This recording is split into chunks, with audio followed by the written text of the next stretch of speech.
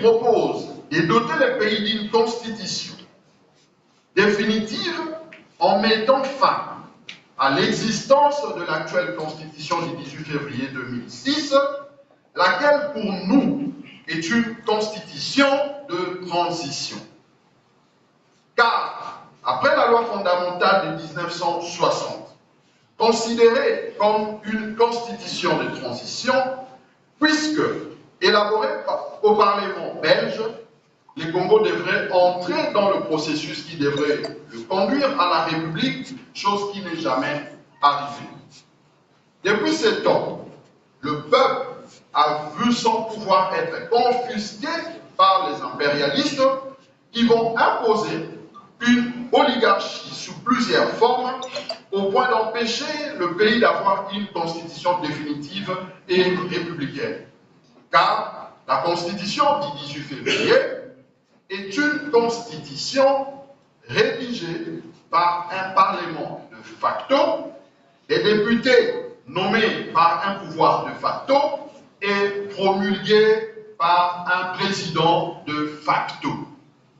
Ce qui sous-tend justement notre thèse de la continuité du péché originel. Depuis lors, Adolphe Muzito s'est toujours illustré comme l'un des bons élèves de cette école, avec notamment la thèse du changement de la Constitution pour revenir à la souveraineté du peuple. À titre d'exemple, en ce qui concerne l'actualité qui divise l'opinion nationale, à savoir la révision ou le changement de la Constitution.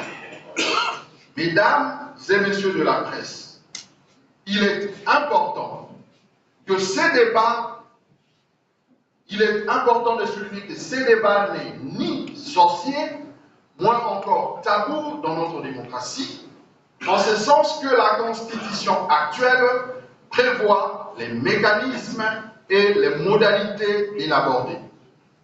Il est vrai que les uns et les autres peuvent diverger dans la manière d'appréhender telle ou telle autre option, mais le plus important, c'est de s'assumer avec des propositions claires, concrètes et objectives. Ici, mesdames et messieurs, nous devons éviter d'être trop partisans et émotionnels de manière à privilégier un compromis qui soit républicain. Si hier, mon parti politique Nouvel Élan était le seul à aborder avec responsabilité cette question de la révision et voire du changement de la Constitution, à l'occasion de ces universités populaires et à travers les tribunes d'Adolphe Muzito, aujourd'hui, nous pouvons nous féliciter de voir cette question être posée au plus haut niveau des institutions. Ce qui donne justement un caractère officiel à ces sujets qui méritent d'être débattus par toutes les forces politiques et sociales en vue de faire émerger la démocratie participative. Mesdames et messieurs de la presse, s'agissant de la révision ou du changement de la Constitution, le Nouvel Élan préconise, et cela depuis de nombreuses années, une série de réformes pour améliorer la gouvernance. Il s'agit notamment de la titrisation des terres en faveur de communautés locales. Ici, le Nouvel Élan a toujours voulu que soit reconnu juridiquement le droit des communautés locales à la concession perpétuelle de terres, ce qui s'oppose à l'actuel système foncier.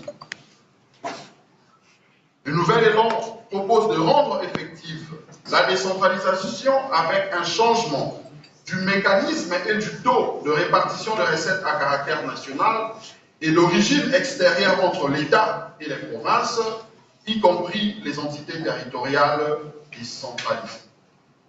Le Nouvel Élan propose de rendre concret le transfert des compétences exclusives de provinces par l'État en faveur de provinces. Le Nouvel Élan propose également de mettre fin au bicéphalisme institutionnel au niveau de l'exécutif national.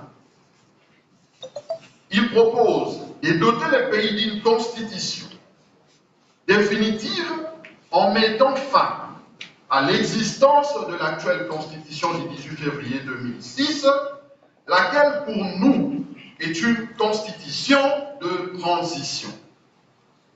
Car, après la loi fondamentale de 1960, considérée comme une constitution de transition, puisque élaborée au Parlement belge, le Congo devrait entrer dans le processus qui devrait le conduire à la République, chose qui n'est jamais arrivée.